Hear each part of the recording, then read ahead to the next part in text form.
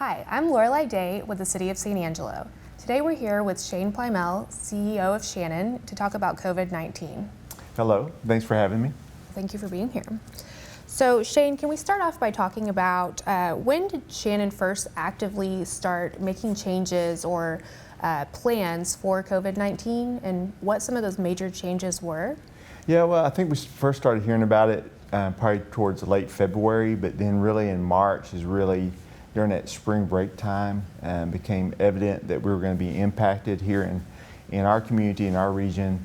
And so we started the process of meeting with different people, stakeholders. We focused internally first. We got a group of our physicians together, created a physician COVID-19 task force.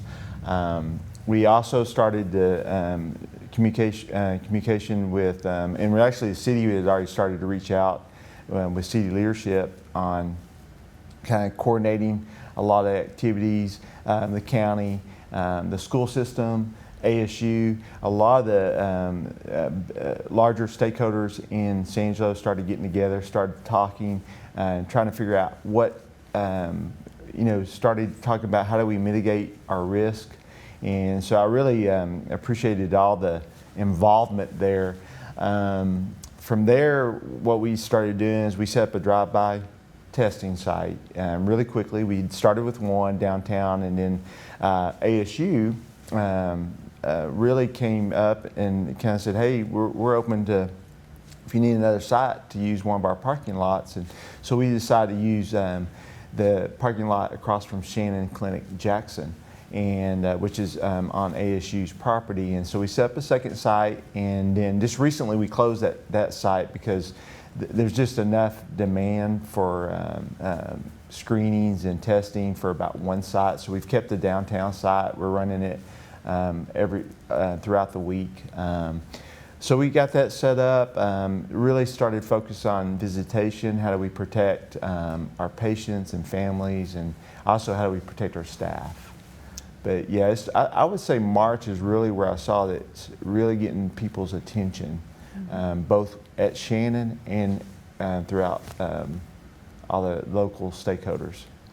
Can you talk also about how doctors and staff are working to treat COVID-19? And you kind of addressed that a bit, but can you go over that again? Yeah, initially what we did is we set up, again, a physician COVID task force, meeting daily. We were meeting daily every day for around the lunchtime. We had different specialties, so you had emergency room, you had primary care, you had pulmonology, you had hospitalists, basically all the different specialties coming together. We had surgical specialties like urology and ENT coming together and trying to figure out how best to take care of these patients. And so what we decided to do is to carve out specific areas within the hospital to specific for positive COVID-19 patients.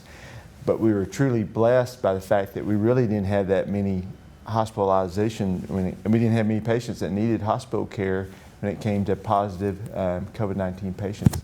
In fact, most of them have been cared for in the home setting. So we have daily meetings to make sure that we're doing the best we can for those patients. And again, we were very blessed by not having that many positive COVID-19 patients. The interesting thing was for us was that initially what was difficult is the turnaround for testing was real long.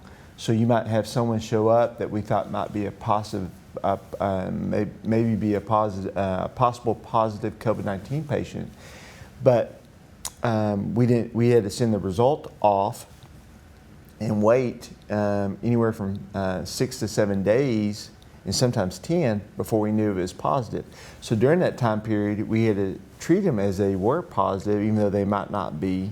And so that required a lot of what we call personal protective equipment, and we were going through that quite a bit. That was another area that we really had to focus on. Is we were not well initially when this first started happening, when we started seeing the possibility of positive COVID-19 cases.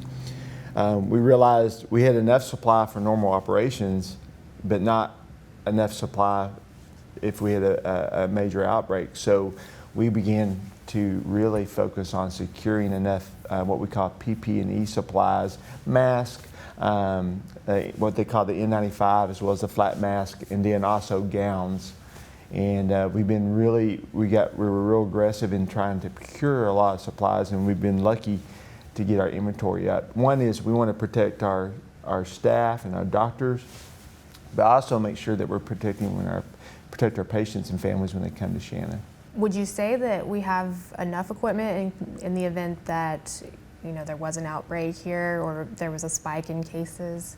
Yeah, I think specifically as it relates to Shannon, we have several days of inventory on hand when it comes to this particular supply in terms of masks and gowns, and we have actually supplies coming in over the next few weeks to help even get that inventory built up. I will say it's interesting, like things like last week, there was a directive that came out of Austin that said, hey, when patients come to the clinic or to the hospital, they need to wear a mask. And that really created a kind of a concern on our part because we had not built up inventory to be ready for that. So we had to really quickly change our processes to get prepared for that. And what's nice is the city last week also was just great timing. We're offering free masks.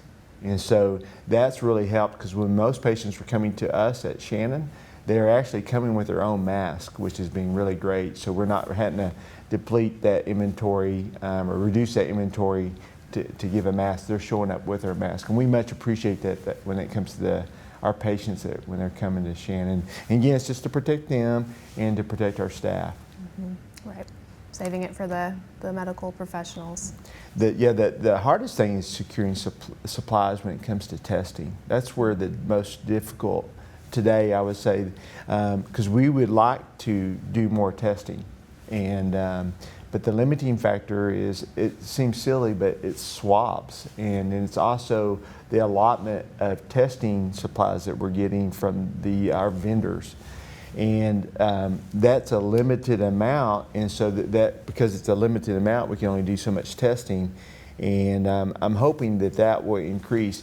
I think that's one of the things that's really hard from a public standpoint, is people think we should be doing more testing, but the limiting factor is we don't have enough supplies. And I think when they hear the national news, it seems like that shouldn't be a factor, but it truly is. The reality is, on the front lines, there's just not enough testing supply to do widespread testing yet.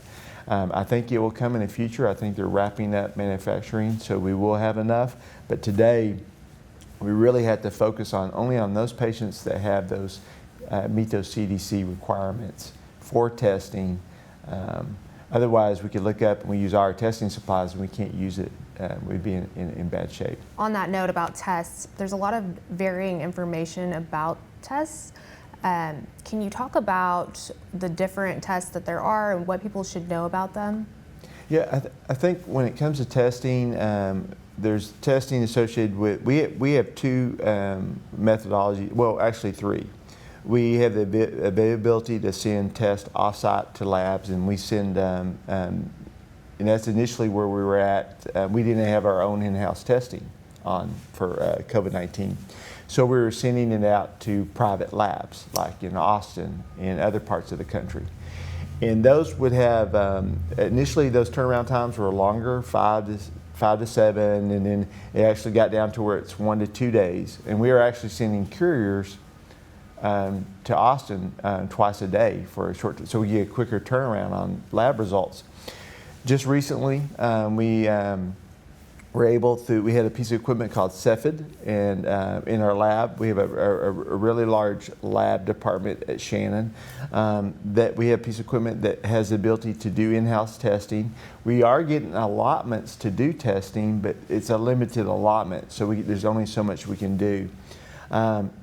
If we had a full allotment every day, we could do up to almost anywhere between 300, 400 tests a day with that particular machine. We also have, we hear in the news a lot, is the Abbott piece of equipment, and that's a point of care testing where basically anywhere from 5 to 15 minutes you know the result, but it's one test at a time, so you're limited to how many tests you can do per day. It's pretty low volume. So I would say with that piece of equipment, you could only possibly do about, if you ran it 24 hours a day, and given some of the time constraints of testing in terms of logistics, you probably do a little over 70 a day. Those two together are still not enough to do more widespread testing, and so I'm hoping that'll come sooner rather than later. How has Shannon adapted to continue to serve patients during this time? You know, it's been an interesting environment, and I've been in healthcare for over 25 years, and what's been the hardest thing for me is visitation because of the governor's directive. To a certain degree, I think it was the right decision, but it's real hard because when patients come to us now, specifically in the hospital, you can have one visitor if it's an OB patient, and if it's a minor, you can have one visitor with you. But all other situations, you can't have a visitor. So it's really hard on the patient that's at Shannon, as well as the families, because they'll have someone there in a room with them, and so that's been the toughest part for families as well as the patient. Now, what we've been doing is we've been trying to adapt to this by having make sure we're communicating with the family what's going on with the patient, and doing virtual visits and figuring out ways to communicate with the families that are really concerned about their loved ones that are in the hospital. I think too that on the practice plan side or the clinic side, we've really been focusing on telemedicine. We were really lucky because we got into telemedicine early on a couple years back with Shannon On Demand.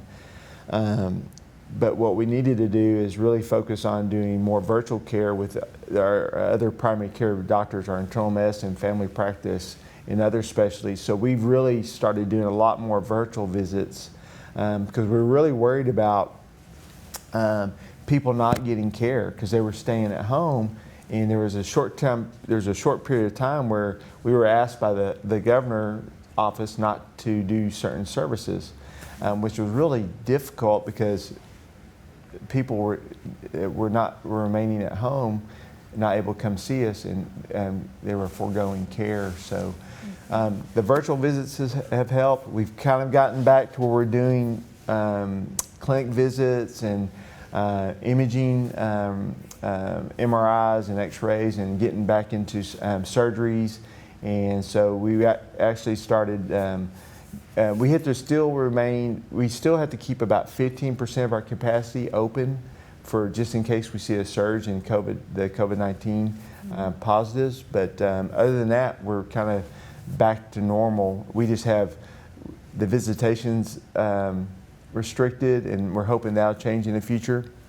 I will say, still in our skilled nursing home, we're not allowing any visitors, but of course, those patients are at risk, and I think that's the right decision, even though I know it's extremely hard on them and it's hard on the families, but I think it's the right decision to protect them.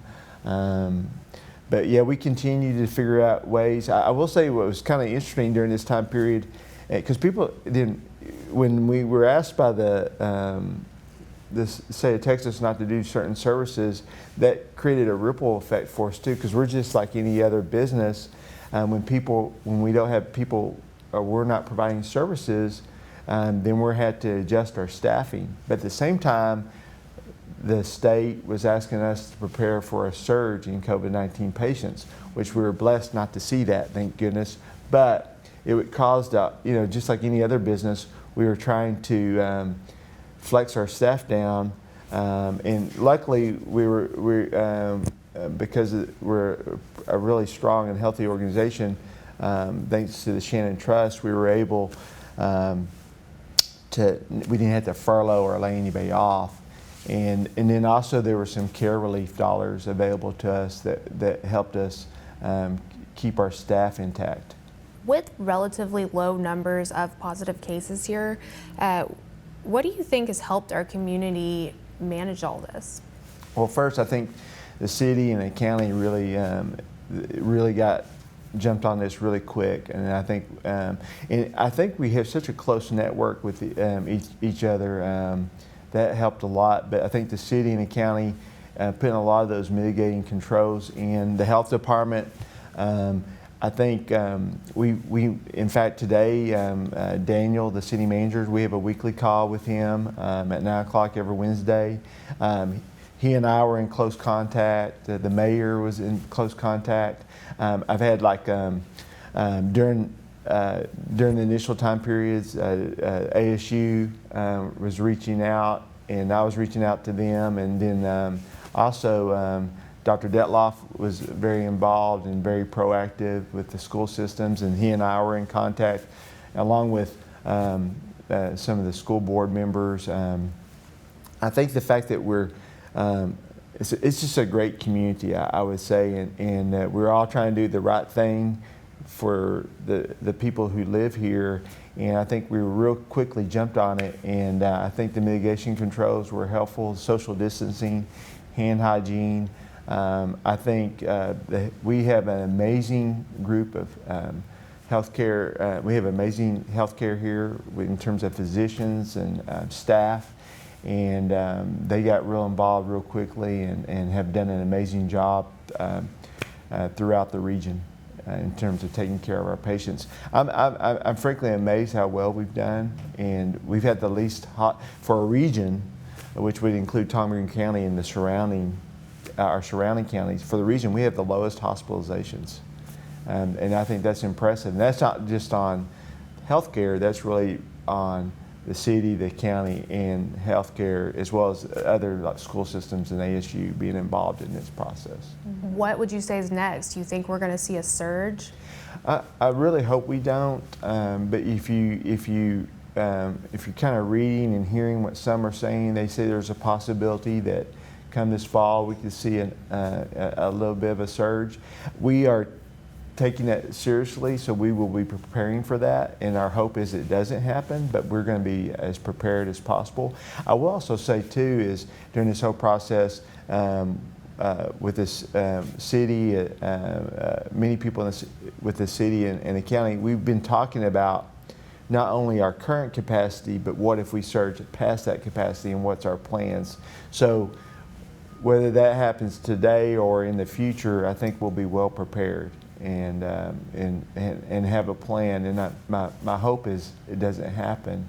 We continue to see very few cases. I do think we'll continue to see positive cases over the next 6 months, but hopefully it'll just be a few, and we'll keep that under control as best we can, as long as everybody's following the various guidelines and social distancing. I think that's key.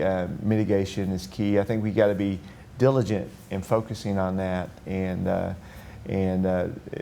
taking care, doing hand hygiene and social distancing. I think we'll be able to keep this under control and maybe get back to some type of normalcy. I do feel have a lot of empathy towards a lot of the different businesses around that have been impacted. I know it's been hard from a Shannon perspective. I can only imagine how hard it has been from some of the other different industries impacted. Mm-hmm. Absolutely. Okay. Well, is there anything else that you'd like to add? No. Well, I just want to thank the city and the county, as well as ASU and the school system and many other stakeholders for all they've done for Shannon and our community. And I really appreciate you having me on today, and enjoyed our visit. For more information about COVID-19, you can visit cosatx.us/COVID-19.